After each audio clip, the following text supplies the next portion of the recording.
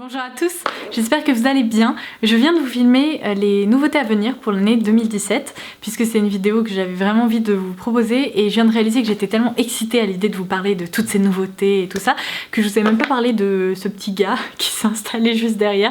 Je sais que je risque d'avoir des questions d'ailleurs, je suis vraiment idiote mais bon, c'est pas grave, j'en parle maintenant. Il s'agit d'un petit coussin Totoro que mon meilleur ami m'a rapporté du Japon. Je vais vous montrer parce que c'est quand même quelque chose. C'était la minute hashtag la flemme de se lever. Donc ce petit coussin ça présente comme ceci. Alors je sais c'est ridicule mais que voulez-vous, je le trouve vraiment trop chouette.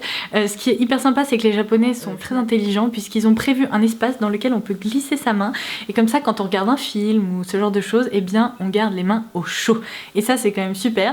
Donc cet oreiller, enfin en tout cas ce coussin, parce que je crois que je vous ai dit que c'était un oreiller, non c'est un coussin évidemment, il peut se transformer en oreiller si besoin, mais ce qui est génial c'est que derrière, juste ici, on peut lui ouvrir les fesses et on peut extirper de là. Cette vidéo commence vraiment n'importe comment, je préfère vous le dire. On peut sortir un petit plaid tout doux qui est génial. Je m'en suis déjà servi quand je me suis posée devant un film et non mais ce truc est juste sensationnel.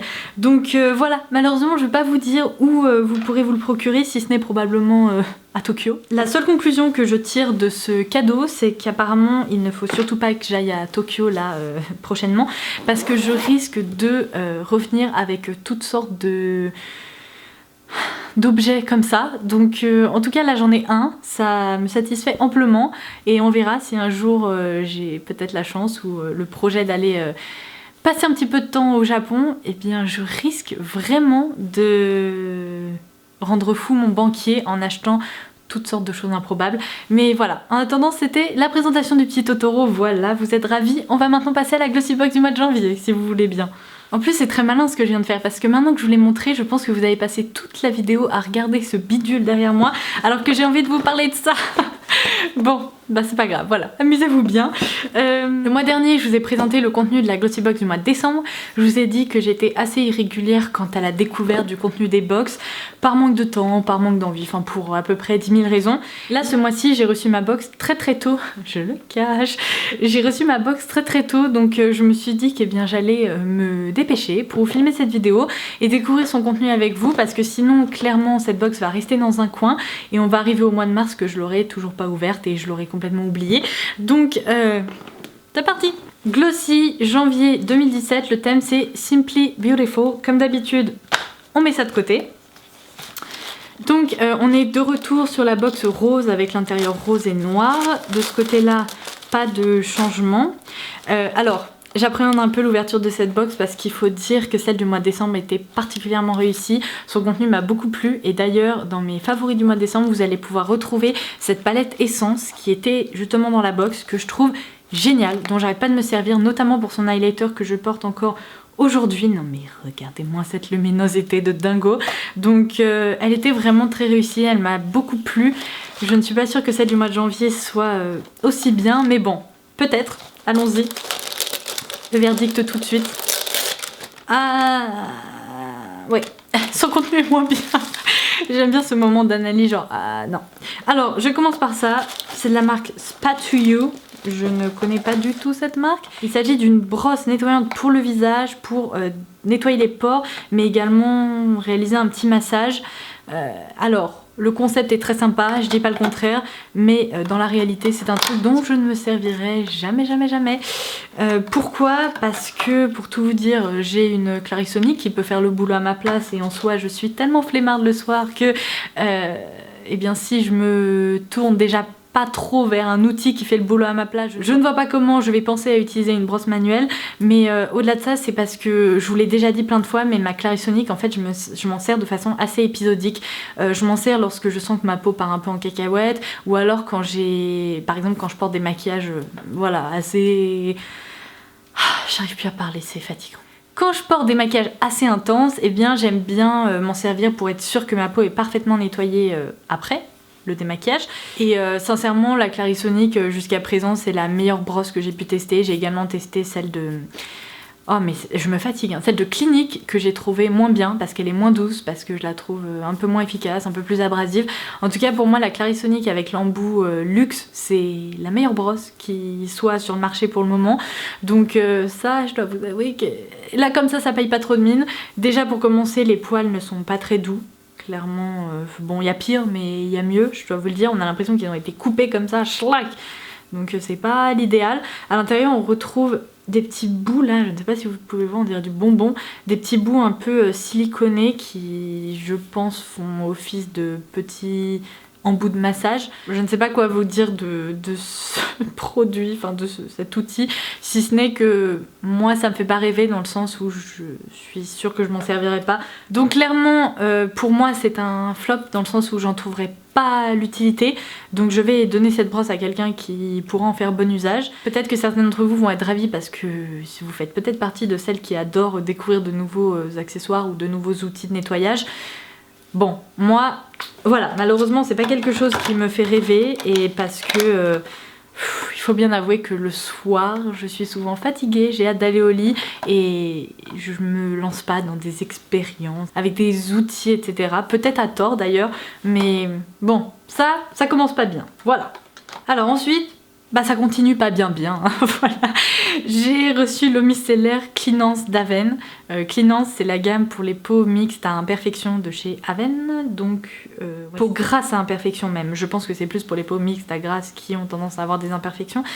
Ce n'est pas mon cas, j'ai la peau sèche déshydratée, j'ai très rarement des imperfections. Quand il m'en sort une ou deux c'est vraiment assez rare. Du coup ça je vais donner ce produit à quelqu'un qui pourra également s'en servir. Donc là déjà on n'est pas bien parce que 2 produits sur 5 soit ne me plaisent pas ou j'en trouverai pas l'utilité. Ah, alors troisième produit, c'est un produit de maquillage et c'est un crayon pour les lèvres de chez NYX dans la teinte Hot Red. Alors au niveau de la teinte je pense qu'un crayon pour les lèvres rouges, eh bien à peu près n'importe quelle femme doit avoir ça dans sa collection de maquillage, ou alors il faut vraiment détester les lèvres rouges ou alors vraiment ne jamais se maquiller pour pas avoir ça.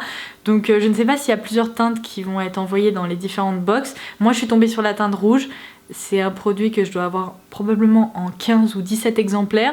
Ça ne fera que le 18e parce que bon, déjà j'adore les lèvres rouges donc ça paraît assez logique que j'en ai plusieurs, mais aussi parce que dans les box ou dans des coffrets ou ce genre de choses on retrouve souvent des crayons à lèvres rouges. Du coup même si j'adore la marque NYX et même si je sais que les crayons à lèvres sont excellents, je ne vais peut-être pas le garder tout simplement parce que quelqu'un pourrait peut-être en profiter à ma place. Vous savez, cette personne qui n'a pas de crayon rouge dans sa collection pourrait en profiter à ma place. Donc voilà, 3 sur 5 que je ne garderai pas, soyons honnêtes. On continue avec... Alors, c'est quoi cette marque? Mud Masky, je ne connais pas. C'est un masque qui fait 20 ml, qui est apparemment un masque purifiant et détox, qui permet d'affiner les pores, d'hydrater, qui a des propriétés anti-âge, éclat et qui lisse la peau. Qui n'est pas testé sur les animaux, c'est un très bon point. Qui possède des ingrédients naturels. Il y a apparemment en effet pas mal d'ingrédients en tout cas naturels, à savoir des feuilles de camélia, différents types donc d'argile. Il y a également du collagène, de l'allantoïne, tout ça c'est pour l'hydratation. Bon bah écoutez, en tout cas la compo m'a pas l'air dégueu du tout, ça a l'air plutôt sympa. Je vais faire un petit test sur le dos de ma main et voir ce que ça donne au niveau de la tête. Ah mon dieu.